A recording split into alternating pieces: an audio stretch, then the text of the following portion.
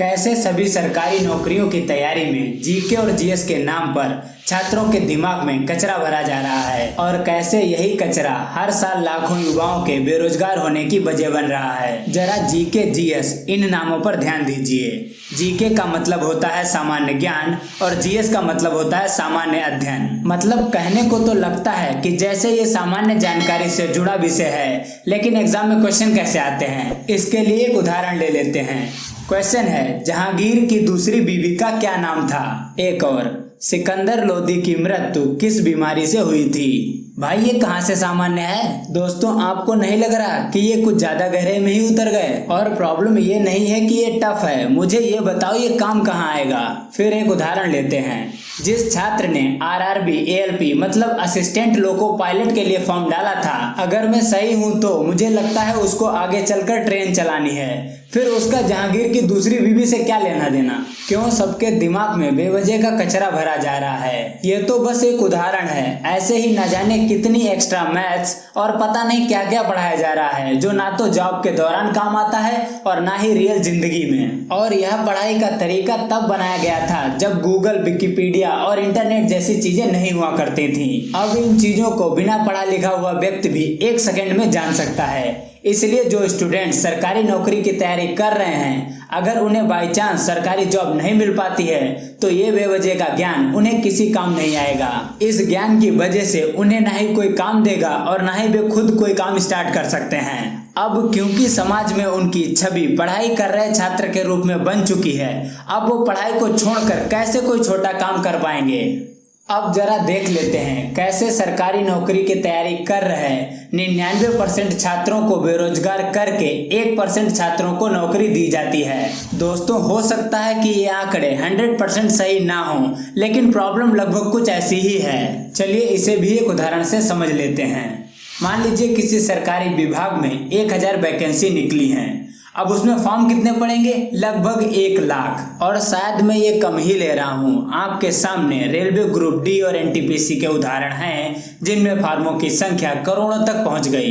1000 vacancy वाले form में job तो सिर्फ 1000 ही लोगों को मिलेगी, चाहे सभी के सभी छात्र कितना भी मन लगाकर पढ़ लें। और जब जॉब 1000 लोगों को ही मिलेगी तो निश्चित है कि 99,000 लोगों का 1 साल बर्बाद होने वाला है। और उनका ये 1 साल इसलिए बर्बाद नहीं हुआ क्योंकि उन्हें जॉब नहीं मिली, बल्कि इसलिए बर्बाद हुआ कि जो वो पढ़ रहे थे वो भी किसी काम का नहीं है। यह मत सोचना कि बाकी अगले साल निकाल लेंगे, क्योंकि हर साल लाखों छात्र 12th और ग्रेजुएशन पास करके आपके साथ कंपटीशन करने के लिए आ रहे हैं। यदि आपको ऐसा लग रहा है कि यह तो सामान्य बात है, इसमें किसी की क्या गलती है, तो मैं आपको बता दूं सरकारी जॉब की तैयारी का यह पैटर्न बहुत ही पुराना हो चुका है। इसमें बहुत बड़े बदलाव की जरूरत है। इसमें सबसे बड़ी कमी तो यही है कि जितनी भी सरकारी नौकरियों की तैयारी चल रही है उनमें लगभग एक जैसी चीजें ही पढ़ाई जा रही हैं। मतलब जिसे ट्रेन ड्राइवर की जॉब करनी है उसे भी वही पढ़ाया जा रहा है जिसे लेखपाल की जॉब करने वाले को पढ़ाया जा रहा है। ऐसा भी नहीं है कि इसका कोई समाधान नहीं है, इसके कई बेहतर समाधान हो सकते हैं। इसका एक समाधान जो मुझे सही लग रहा है मैं आपको बता देता हूँ। इस समाधान के लिए 2 बड़े बदलाव जरूरी होंगे।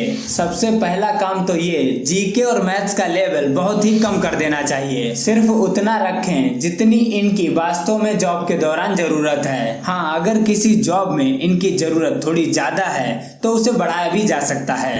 अब देख लेते हैं दूसरा काम। सभी गवर्नमेंट जॉब्स को उनके काम के अनुसार अलग अलग कैटेगरी में डिवाइड कर देना चाहिए और फिर जो जॉब जिस कैटेगरी में आए उस फील्ड से रिलेटेड चीजों को भी पढ़ाई में शामिल किया जाना चाहिए। चलिए इसे भी एक उदाहरण के जरिए समझ लेते हैं। मान लीजिए कोई स्टूडेंट बैंक में जॉब की तैयारी कर रहा है। बैंक की तैयारी कर रहे छात्र को बैंकिंग से जुड़ी सारी चीजों के बारे में बहुत अच्छे से पढ़ाया जाना चाहिए कि अगर बाई चांस उसका सिलेक्शन गवर्नमेंट जॉब में नहीं हो पाता है तो उसके पास उस फील्ड का इतना नॉलेज हो कि वह जाकर आसानी से कहीं भी उस फील्ड में कुछ ना कुछ काम कर सके।